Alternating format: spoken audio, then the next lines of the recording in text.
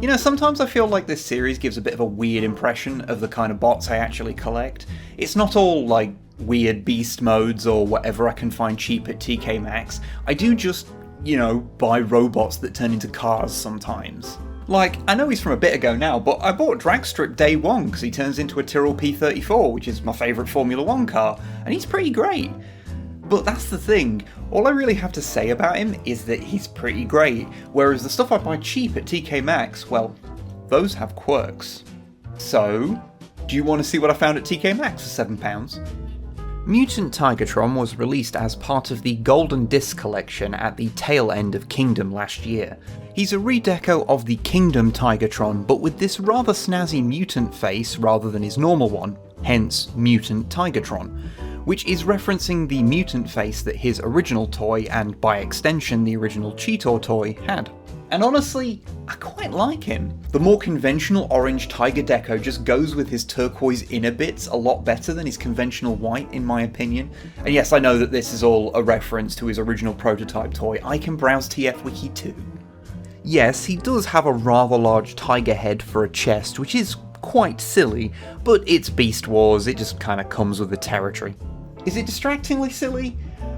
I don't know, I'm too deep into this, and this is just what Beast Wars is like. Can someone who, like, doesn't collect these things let me know if this is a normal thing to own?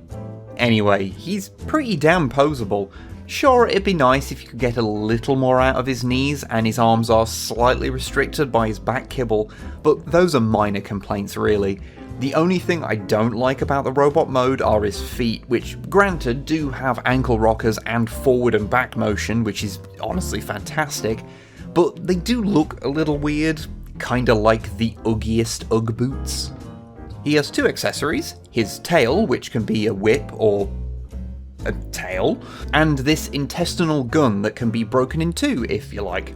Not sure what you're supposed to do with it in two pieces, but it's all 5mm ports, so I'm sure you can figure something out. You're resourceful.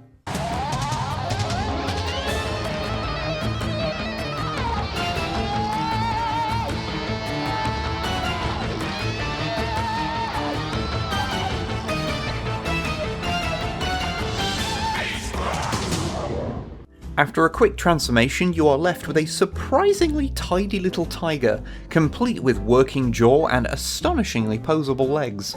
Okay, it does fall apart a little bit at the rear, but whomst among us? I don't know, there's something oddly calming about this chap.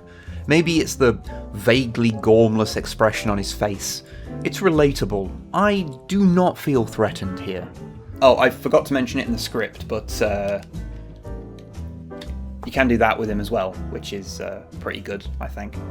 Both of his accessories can be stored in this mode, with the tail storage being hopefully obvious, and the gun sitting off-centre under the tiger, which is inelegant, but does reveal that he has a pair of actually accessible combat ports in Beast mode, something not all Kingdom beasties can boast.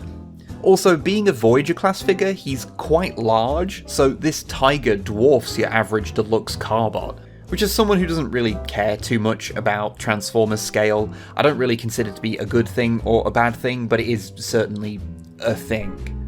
Also, if you didn't like his robot legs, then you can just keep these beast legs in robot mode. Sure, he needs a little help standing up like this, but I do kind of dig this. So, Mutant Tigatron was not something that I was initially interested in, and certainly wouldn't have paid full price for him, as evidenced by how I didn't, but in the end, yeah, I quite like him, and he's definitely worth more than I paid.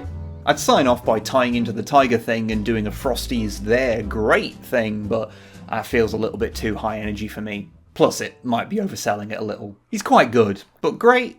Eh.